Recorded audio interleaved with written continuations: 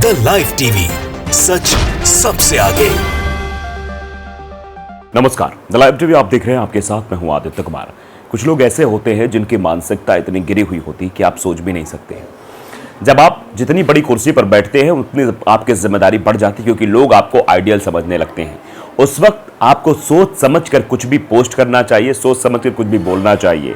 लेकिन यहाँ पर लोग ऐसे हैं जो धार्मिक ध्रुवीकरण फैलाने के लिए किसी भी हद तक गिर सकते हैं और ऐसे ऐसे शब्दों का इस्तेमाल करते हैं कि जिसके बारे में आप सोच नहीं सकते। दरअसल आज हम जिस शख्स की बात करने जा रहे हैं उसने आईपीएल में मैच खेला था, जिनका नाम भी मैं आपको बता दूं। उनका नाम है यश दयाल, जो कि गुजरात टाइटंस के गेंदबाज थे और जिनकी गेंदबाजी कैसी थी आपने देखी है। इनकी मानसिकता कैसी, जरा आप ये भी देख लीजिए। ये वही गेंदबाज है जिनकी गेंदबाजी पर रिंकू सिंह ने 5 छक्के लगाए थे, माफ कीजिएगा। आप याद होगा, ना याद हो तो आप जाके एक बार फिर से टाटा आईपीएल जो है उसको देख लेना, जो हाइलाइट्स उसमें देख लेंगे तो इनकी गेंदबाजी के बारे में पता लग जाएगा आपको।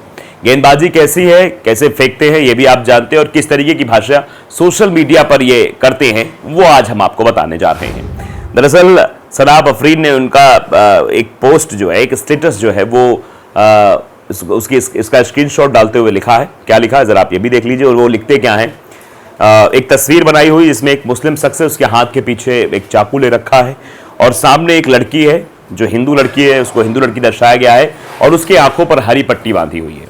अब वो लड़का कहता है देयर इज नो लव, यानी देयर इज नो लव जिहाद इज ऑल प्रोपेगेंडा, यानी ये कोई लव जिहाद कुछ नहीं है, सब प्रोपेगेंडा। लड़की से कहता है कि सब प्रोपेगेंडा है। आई रियली लव यू, मतलब मैं तुमसे वास्तव में प्रेम करता हूं। ये बताने की कोशिश हो रही है कि वो एक मुस्लिम लड़का है जिसके हाथ में पीछे चाकू है, सर पर टोपी है, दाढ़ी है और उसके आसपास कई सारी जो है वो कब्रिस्तान टाइप दिखाया गया है जिसमें कई सारी लाशें हैं। साक्षी की भी हाल फिलहाल एक उसमें लाश दिखाई गई है। तो ये सब चीजें हैं। उसके बाद उस पोस्टर को आप ध्यान से देख ही रहे हैं, उसमें बाकायदे वो कहता है कि दिस इज नॉट लव जिहाद, is all propaganda, this is all propaganda. कोई लव जिहाद नाम में कोई शब्द ही नहीं है, सब प्रोपेगेंडा है।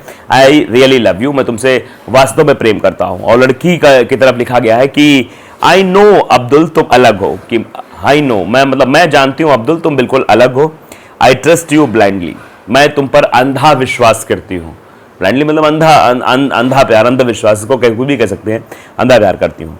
ये साझा करने की कोशिश की जा रही है। और उसके बाद एक और वो है कि guys apologise for the story, it was just posted by mistake, please don't spread it hate, thank you, I have respect for each every community and society.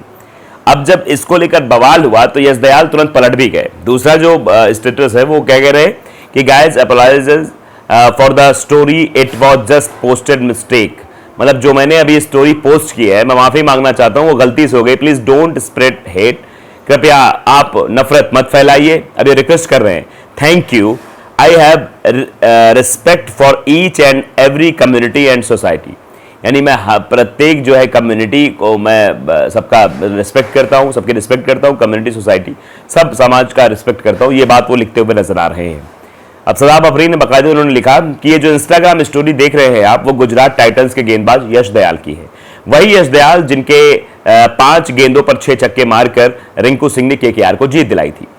इनकी मानसिकता कितनी गंदी है आप इनके इंस्टाग्राम स्टोरी से लगा सकते हैं। धर्म विशेष के प्रति ऐसी नफरत हद हो गई। मतलब क्रिकेटर खेलने के बजाय खास पार्टी ज्वाइन क्यों नहीं कर लेते, एमपी एमएलए बन ही जाओगे। ये भी लोग कह रहे हैं कि भैया एमपी एमएलए बन जाओगे, इस तरीके की नफरत फैलाओगे। आप समझिए किस तरीके से माफी मांगते हुए नजर आ रहे हैं। तो अब आप समझिए, अब लोग इनके बारे में क्या रिएक्ट कर रहे हैं ये भी जानना जरूरी है।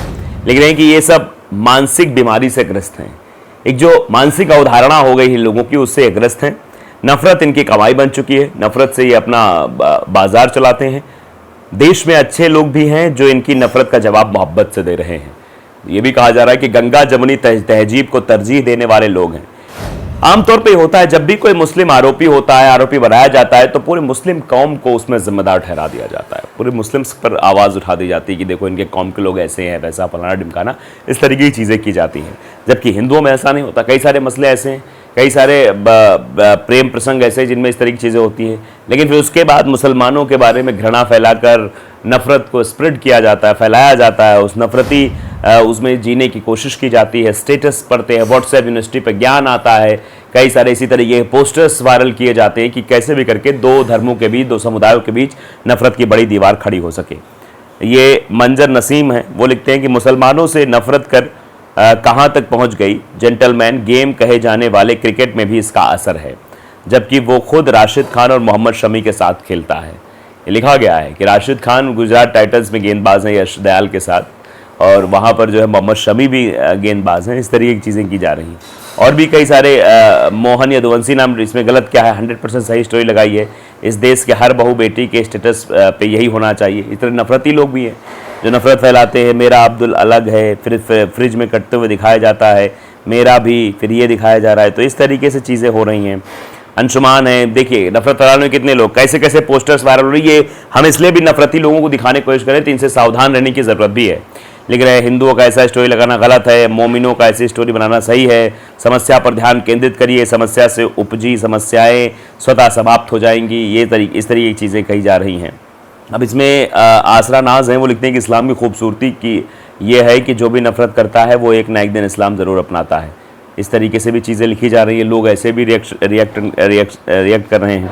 हदी नाम के ट्विटर यूज़र है, वो लिखते हैं कि देश में ऐसे मानसिकता रखने वालों पर सख्त से सख्त कार्रवाई होनी चाहिए। इरफान सैफी लिखते हैं कि ऐसी घटिया सोच रही तो इंसान बने रहना भी मुश्किल हो जाएगा, सेलिब्रिटी तो दूर की बात है।